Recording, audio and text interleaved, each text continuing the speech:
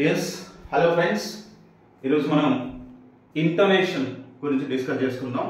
Intonation actually it is used in sentences. Okay, sentences లో use చేసేది intonation. అది కూడా మనకి కంటెంట్ వర్డ్స్ మీద మాత్రమే స్ట్రెస్ ఉంటుంది, కానీ స్ట్రక్చరల్ వర్డ్స్ మీద స్ట్రెస్ ఉండదు. సో కంటెంట్ వర్డ్స్ అంటే main words like noun, adjective, verb, adverb. Structural words అంటే మిగిలినవి ప్రిపోజిషన్స్, ఆర్టికల్స్, డిటర్మినర్స్, ఓకే, ఆక్సిలరీస్, ఇవన్నీ. ఓకే, వీటన్నిటికీ మనం స్ట్రక్చరల్ వర్డ్స్ అంటాం. సరే, ఈ ఇంటోనేషన్స్ జనరల్గా మనకి 4 types. Actually the movement of pitch is called intonation. Question may be asked. Okay, question కూడా అడగొచ్చు ఇలా. The movement of pitch is called intonation.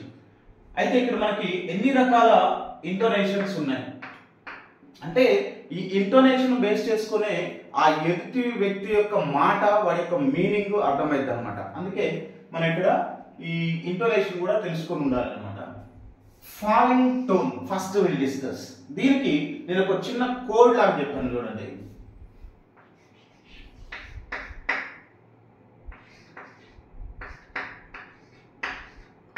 WH కార్ట్సే అనేవాడు రాగానే కొంతమంది వాడి కాళ్ళ మీద పడిపోయారు.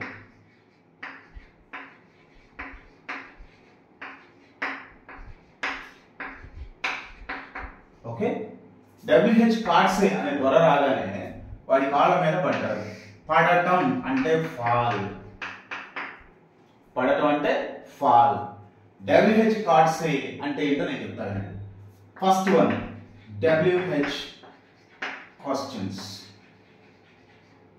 WH క్వశ్చన్స్ ఉంటే ఫాలింగ్ టోన్ ఉంటుంది. Okay, for example, what are you doing? Okay, what are you doing. See, జనరల్గా మనకు తెలుసు కదా, ఫాలింగ్ టోన్ ఇలా ఉంటుంది. ఓకే, ఫాలింగ్ టోన్ జస్ట్ ఒక యారో మార్క్ కూడా ఇస్తాను. వాట్ ఆర్ యూ డూయింగ్ అనేది ఇక్కడ మనకి ఫాలింగ్ ఇంటోనేషన్. WH పార్ట్స్ అయితే నేను ఒక్కొక్క దానిగా వివరిస్తాను అనమాట. రెండవది, command or order. Command or order చెప్తే అది కూడా ఫాలింగ్ టోనే. Come to my room.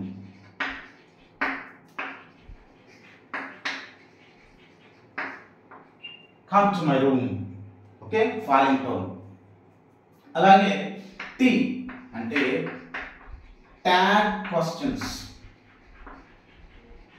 Tag questions అంటే ఏం లేదు, క్వశ్చన్ ట్యాగ్స్. ట్యాగ్ క్వశ్చన్స్ అంటే question tags.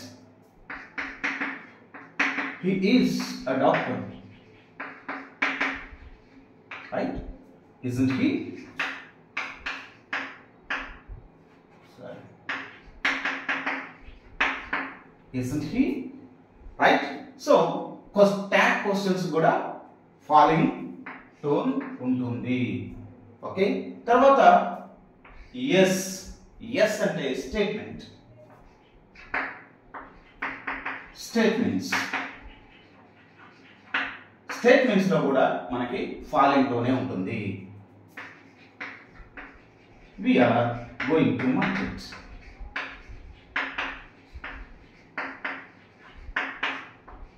We are going to market. తర్వాత E అంటే exclamatory sentences. Exclamatory sentences. What a nice rose it is.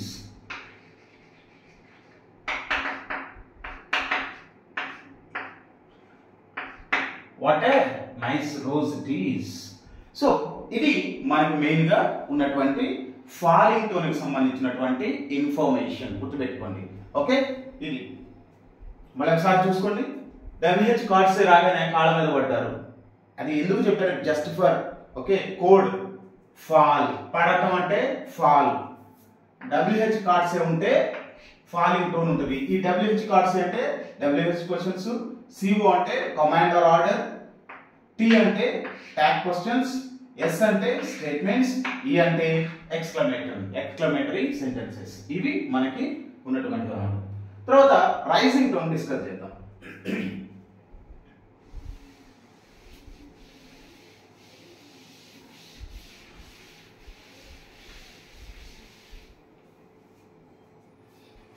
Rising tone అనేది చెప్తే నేను దీనికి కూడా ఒక చిన్న కోడ్ అని చెప్తాను ఈజీగా గుర్తుపెట్టుకోవడం కోసం. రాగి జావా తాగితే మన హెల్త్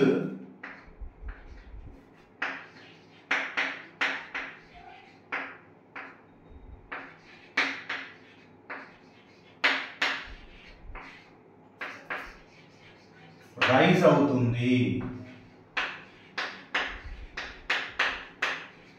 రాగి జావ తాగితే మన హెల్త్ రైజ్ అవుతుంది. రాగి జావ తాగితే మన హెల్త్ రైజ్ అయింది కదా, అంటే ఇంప్రూవ్ అయింది కదా. సో రాగికి రైజ్ కి లింక్ ఉంది కదా. రాగి జావాలో RAGI ఉంది. R for request. R for request. If you are requesting anybody that rises, please do this for me.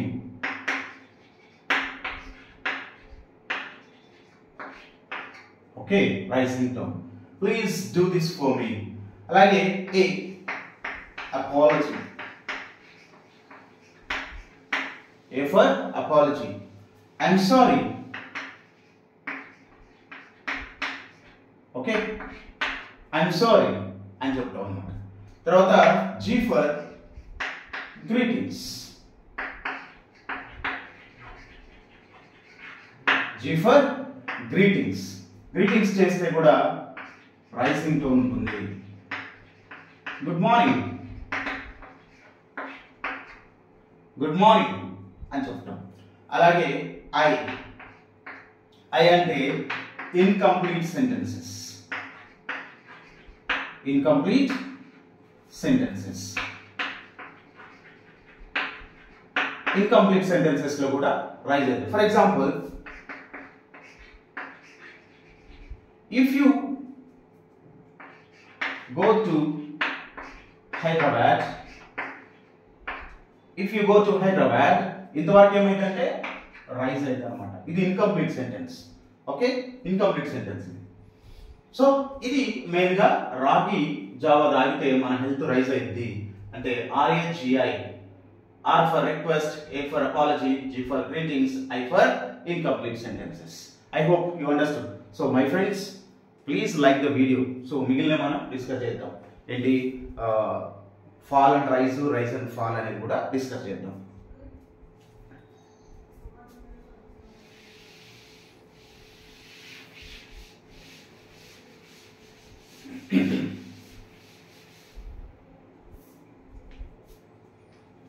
For example, ఏదైనా మనకి డౌట్, ఇప్పుడు మనం ఫాల్ అండ్ రైజ్ చూసుకున్నాం. ఫాల్ అంటే రైజ్ టోన్ చూసుకున్నాం. ఫాల్ అండ్ రైజ్ టోన్ ఏంటంటే ఇది ఎప్పుడు ఉపయోగిస్తాం అంటే మనం జనరల్గా ఏదైనా ఒక డౌట్ ఉన్నప్పుడు, మనం ఎక్స్ప్రెస్ చేసేటప్పుడు ఏదైనా డౌట్ ఉన్నప్పుడు అది డౌట్ఫుల్గా అంటాం అనమాట. ఆర్ వి గోయింగ్ టుడే అట్లా అనమాట. ఓకే, అట్లా డౌట్ వచ్చినప్పుడు పోద్ది. అలాగే రియల్లీ అది ఓకే, అది వేరే రైజ్ ఫాల్ అది ఓకే. ఇప్పుడు మనం ఫాల్ డౌన్ చెప్పుకుంటాం కదా.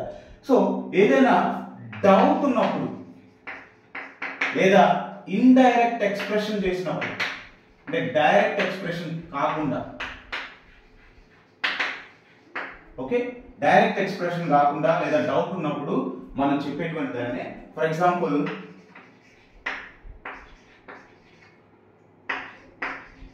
when do we start?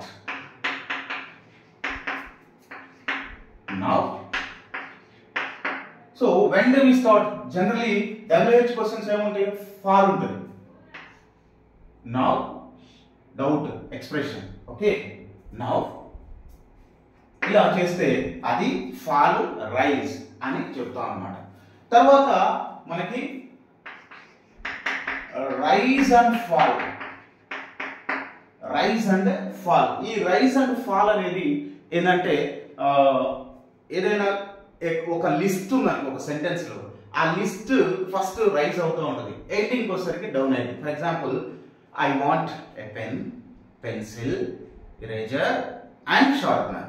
So అప్పటి వరకు రైజ్ అవుతుంది, అండ్ అనే దగ్గర డౌన్ అవుతుంది అనమాట. So list in a sentence. For example, I bought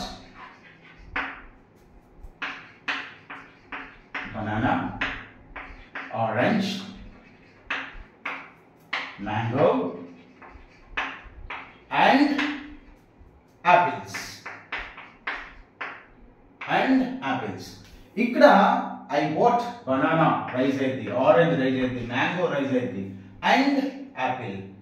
okay, ఇలా డౌన్ అవుతుంది అనమాట. సో దీని సింబల్ ఇది, దాని సింబల్ వి, దాన్ని తిరిగేస్తే రివర్స్ అనేది మనకి రైజ్ అండ్ ఫాల్ అనేటువంటిది అనమాట. సో ఇది మెయిన్ గా మనకు ఉన్నటువంటి important rise and fall. First of all falling tone WH words, rising tone rise అవుదాకే హెల్త్ రైజ్ అయింది. మిగిలినవి ఇవి కొంచెం సింపుల్ గానే ఉంటుంది కాబట్టి ఇలా గుర్తు పెట్టుకోండి. ఓకే, సో ఇది ప్లీజ్ లైక్ చేయండి, కంపల్సరీగా లైక్ చేయండి అందరూ, ఎందుకంటే లైక్ చేస్తే ఎక్కువ మందికి రీచ్ అయింది, నాకు కూడా హెల్ప్ అయింది. Okay, see you.